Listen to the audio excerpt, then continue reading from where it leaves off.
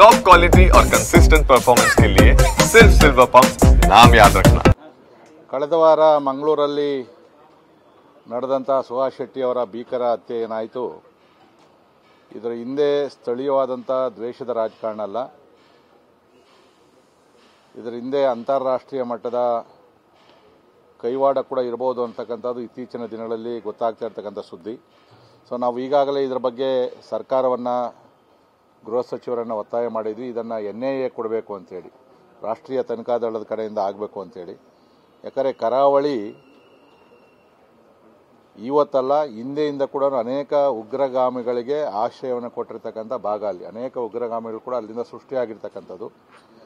ಈ ಹತ್ಯೆ ಕೇವಲ 5 ಲಕ್ಷ ರೂಪಾಯಿ ಸುಪಾರಿಯಲ್ಲ, ಇನ್ನೂ ಹೆಚ್ಚಿನ ಮೊತ್ತವನ್ನು ಕೊಟ್ಟು ಅಂತಾರಾಷ್ಟ್ರೀಯ ಮಟ್ಟದ ಕುತಂತ್ರ ಕೂಡ ಇದರಲ್ಲಿ ನಡೆದಿದೆ ಮತ್ತು ಇದು ಇಲ್ಲಿಗೆ ನಡೆಯೋದಿಲ್ಲ. ಮುಂದೆ ಕೂಡ ಅನೇಕ ಕೊಲೆಗಳಾಗ್ತಕ್ಕಂಥ ಸಂಭವ ಇರೋದ್ರಿಂದ ತಕ್ಷಣ ಇದನ್ನು ರಾಷ್ಟ್ರೀಯ ತನಿಖಾ ದಳಕ್ಕೆ ಕೊಡಬೇಕು ಅಂತಕ್ಕಂಥ ಒತ್ತಾಯವನ್ನು ಈಗಾಗಲೇ ಮಾಡಿದ್ವಿ. ಈಗಲೂ ಕೂಡ ಒತ್ತಾಯವನ್ನು ಮಾಡ್ತಾ ಇದ್ದೀವಿ. ನಾವು ಇನ್ನೂ ಕೂಡ ಮೆಸೇಜ್ಗಳನ್ನು ಹಾಕ್ತಾ ಇದ್ದಾರೆ. ಮುಂದಿನ ಟಾರ್ಗೆಟ್ ಯಾರು ಅಂತಕ್ಕಂಥದ್ರ ಬಗ್ಗೆ, ಅಲ್ಲಿ ಹಿಂದೂ ನಾಯಕರನ್ನು ಹತ್ಯೆ ಮಾಡ್ತೀವಿ ಅನ್ನೋದ್ರ ಬಗ್ಗೆ ಕೂಡ ಸಾಕಷ್ಟು ಮಾಹಿತಿಗಳು ಹರಿದಾಡ್ತಾ ಇದೆ. ಇದು ಇಲ್ಲಿಗೆ ನಿಲ್ಲೋದಿಲ್ಲ.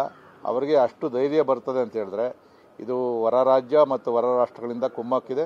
ಇದು ಸೀರಿಯಸ್ ಆಗಿ ತಗೊಳ್ಬೇಕು. ಗೃಹ ಇಲಾಖೆ ಇದನ್ನು ಇಷ್ಟಕ್ಕೆ ಕೈ ಬಿಡಬಾರ್ದು. ಈಗ ಏನೋ ಅರೆಸ್ಟ್ ಮಾಡಿದ್ದಾರೆ, ಅದನ್ನು ಸಂಪೂರ್ಣವಾದ ತನಿಖೆಯನ್ನು ಮಾಡಿ ಅಲ್ಲಿ ಇನ್ನು ಮುಂದೆ ಈ ಥರದ ಘಟನೆಗಳು ಆಗದ ರೀತಿಯಲ್ಲಿ ಕ್ರಮ ತಗೊಳ್ಬೇಕು ಅಂತಕ್ಕಂಥ ಒತ್ತಾಯವನ್ನು ನಾನು ಸರ್ಕಾರವನ್ನು ಮಾಡ್ತಾ ಇದ್ದೀನಿ. ಕಳೆದ ವಾರ ಮಂಗಳೂರಲ್ಲಿ ನಡೆದಂಥ ಸುಹಾಸ್ ಶೆಟ್ಟಿ ಅವರ ಭೀಕರ ಹತ್ಯೆ ಏನಾಯಿತು, ಇದರ ಹಿಂದೆ ಸ್ಥಳೀಯವಾದಂಥ ದ್ವೇಷದ ರಾಜಕಾರಣ ಅಲ್ಲ, ಇದರ ಹಿಂದೆ ಅಂತಾರಾಷ್ಟ್ರೀಯ ಮಟ್ಟದ ಕೈವಾಡ ಕೂಡ ಇರಬಹುದು ಅಂತಕ್ಕಂಥದ್ದು ಇತ್ತೀಚಿನ ದಿನಗಳಲ್ಲಿ ಗೊತ್ತಾಗ್ತಾ ಇರತಕ್ಕಂಥ ಸುದ್ದಿ. ಸೊ ನಾವು ಈಗಾಗಲೇ ಇದರ ಬಗ್ಗೆ ಸರ್ಕಾರವನ್ನು, ಗೃಹ ಸಚಿವರನ್ನು ಒತ್ತಾಯ ಮಾಡಿದ್ವಿ. ಇದನ್ನು NIA ಕೊಡಬೇಕು ಅಂತೇಳಿ, ರಾಷ್ಟ್ರೀಯ ತನಿಖಾ ದಳದ ಕಡೆಯಿಂದ ಆಗಬೇಕು ಅಂತೇಳಿ. ಯಾಕಂದರೆ ಕರಾವಳಿ ಇವತ್ತಲ್ಲ, ಹಿಂದೆಯಿಂದ ಕೂಡ ಅನೇಕ ಉಗ್ರಗಾಮಿಗಳಿಗೆ ಆಶ್ರಯವನ್ನು ಕೊಟ್ಟಿರ್ತಕ್ಕಂಥ ಭಾಗ. ಅಲ್ಲಿ ಅನೇಕ ಉಗ್ರಗಾಮಿಗಳು ಕೂಡ ಅಲ್ಲಿಂದ ಸೃಷ್ಟಿಯಾಗಿರ್ತಕ್ಕಂಥದ್ದು. ಈ ಹತ್ಯೆ ಕೇವಲ 5 ಲಕ್ಷ ರೂಪಾಯಿ ಸುಪಾರಿಯಲ್ಲ, ಇನ್ನೂ ಹೆಚ್ಚಿನ ಮೊತ್ತವನ್ನು ಕೊಟ್ಟು ಅಂತಾರಾಷ್ಟ್ರೀಯ ಮಟ್ಟದ ಕುತಂತ್ರ ಕೂಡ ಇದರಲ್ಲಿ ನಡೆದಿದೆ ಮತ್ತು ಇದು ಇಲ್ಲಿಗೆ ನಡೆಯೋದಿಲ್ಲ. ಮುಂದೆ ಕೂಡ ಅನೇಕ ಕೊಲೆಗಳಾಗ್ತಕ್ಕಂಥ ಸಂಭವ ಇರೋದ್ರಿಂದ ತಕ್ಷಣ ಇದನ್ನು ರಾಷ್ಟ್ರೀಯ ತನಿಖಾ ದಳಕ್ಕೆ ಕೊಡಬೇಕು ಅಂತಕ್ಕಂಥ ಒತ್ತಾಯವನ್ನು ಈಗಾಗಲೇ ಮಾಡಿದ್ವಿ. ಈಗಲೂ ಕೂಡ ಒತ್ತಾಯವನ್ನು ಮಾಡ್ತಾ ಇದ್ದೀವಿ.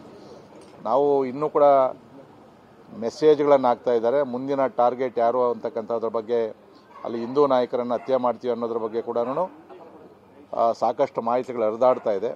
ಇದು ಇಲ್ಲಿಗೆ ನಿಲ್ಲೋದಿಲ್ಲ. ಅವರಿಗೆ ಅಷ್ಟು ಧೈರ್ಯ ಬರ್ತದೆ ಅಂತ ಹೇಳಿದ್ರೆ, ಇದು ಹೊರ ರಾಜ್ಯ ಮತ್ತು ಹೊರ ರಾಷ್ಟ್ರಗಳಿಂದ ಕುಮ್ಮಕ್ಕಿದೆ. ಇದು ಸೀರಿಯಸ್ ಆಗಿ ತಗೊಳ್ಬೇಕು. ಗೃಹ ಇಲಾಖೆ ಇದನ್ನು ಇಷ್ಟಕ್ಕೆ ಕೈ ಬಿಡಬಾರ್ದು. ಈಗ ಏನೋ ಅರೆಸ್ಟ್ ಮಾಡಿದ್ದಾರೆ, ಅದನ್ನು ಸಂಪೂರ್ಣವಾದ ತನಿಖೆಯನ್ನು ಮಾಡಿ ಅಲ್ಲಿ ಇನ್ನು ಮುಂದೆ ಈ ಥರದ ಘಟನೆಗಳು ಆಗದ ರೀತಿಯಲ್ಲಿ ಕ್ರಮ ತಗೊಳ್ಬೇಕು ಅಂತಕ್ಕಂಥ ಒತ್ತಾಯವನ್ನು ನಾನು ಸರ್ಕಾರವನ್ನು ಮಾಡ್ತಾ ಇದ್ದೀನಿ.